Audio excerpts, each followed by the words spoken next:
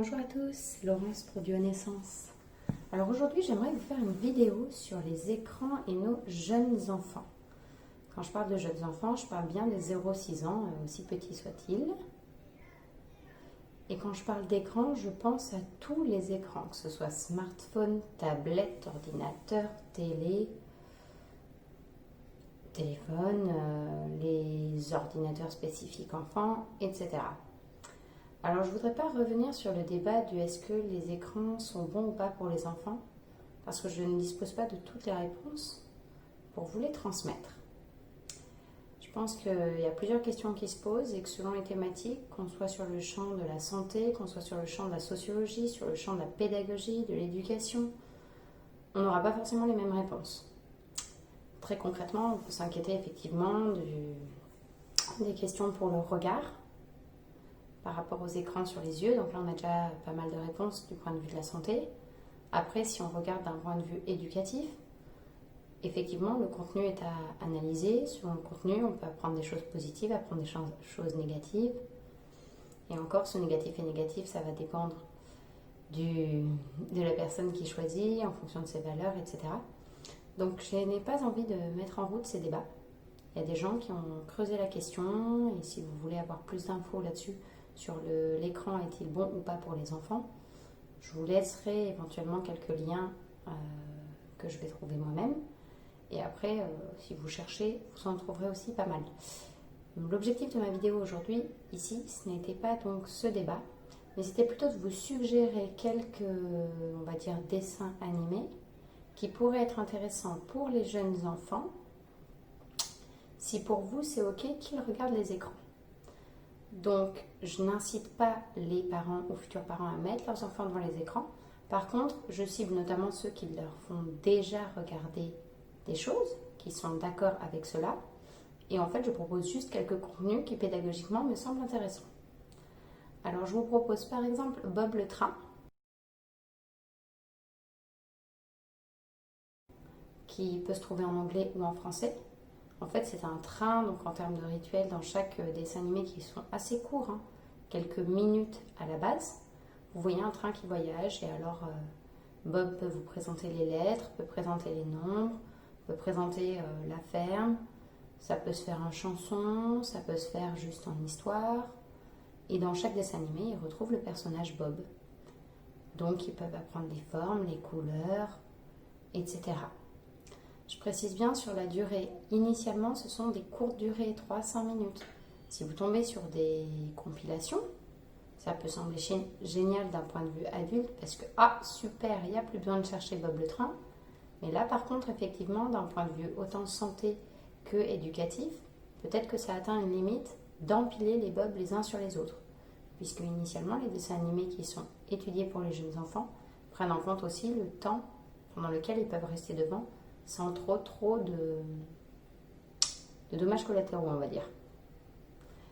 Ensuite, de Léo le camion curieux.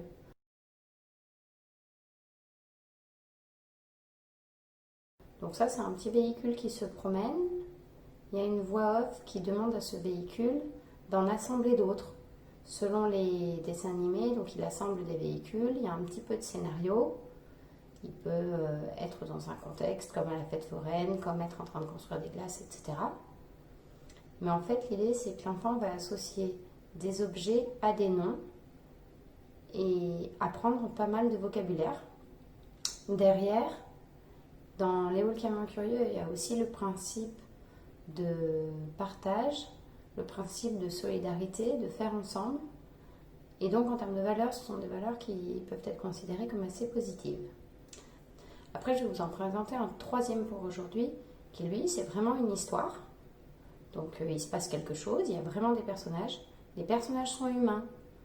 Et surtout, les discours sont vraiment bienveillants. Et là, je les propose autant aux enfants, jeunes enfants qu'enfants un petit peu plus grands, qu'aux parents. Parce qu'effectivement, quand nous-mêmes, on est un petit peu débordés, nous-mêmes, on peut ne pas avoir soit le temps, soit les mots qui nous viennent pour être bienveillants. Bien, si vous regardez les dessins animés dont je vais vous parler, il y a vraiment de la bienveillance éducative en termes de vocabulaire, en termes de regard sur l'enfant, de ne pas se moquer de l'enfant, de ne pas encourager les peurs, de reformuler positivement. Je vous parle donc des dessins animés qui s'appellent Caillou. C'est un jeune personnage, un petit garçon. Selon les traductions, les voix ne sont pas exactement les mêmes. Il a une petite sœur, il vit avec un papa et une maman, il voit régulièrement ses grands-parents. Et puis Caillou, il lui arrive plein d'aventures, autant avec ses copains qu'aller sur une foire découvrir des gastronomies culinaires, que de découvrir les fêtes, les traditions. Et vraiment, moi, ce que j'apprécie beaucoup dans ce dessin animé, c'est la bienveillance, le calme des parents, le vocabulaire employé et surtout le regard qui encourage l'enfant. C'est vraiment sympa, autant pour l'enfant que pour le parent. Pour le coup, je pense qu'en termes de durée, c'est plutôt autour des 15-20 minutes l'épisode. Donc je pense qu'initialement, ça cible les enfants un petit peu plus grands.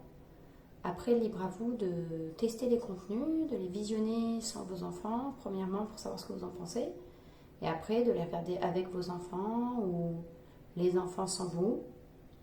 Voilà. En termes d'accessibilité au contenu, donc vous utilisez la plateforme que vous utilisez habituellement. Par exemple, je sais qu'ils peuvent se trouver sur YouTube. Notamment, il y a une application YouTube Kids qui est possible. En sachant que là-dessus, vous avez l'avantage de pouvoir aller dans les paramètres et de mettre un minuteur. Donc si vous regardez initialement quelle est la durée de la vidéo que vous voulez laisser voir votre enfant, vous pouvez, avec le minuteur, mettre la même durée.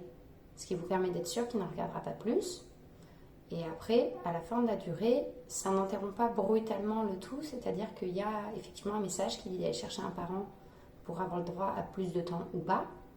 Mais si on valide plus de temps, dans ce cas, ça reprend le dessin animé exactement au même endroit. Sur YouTube Kids, vous pouvez également créer des profils par enfant.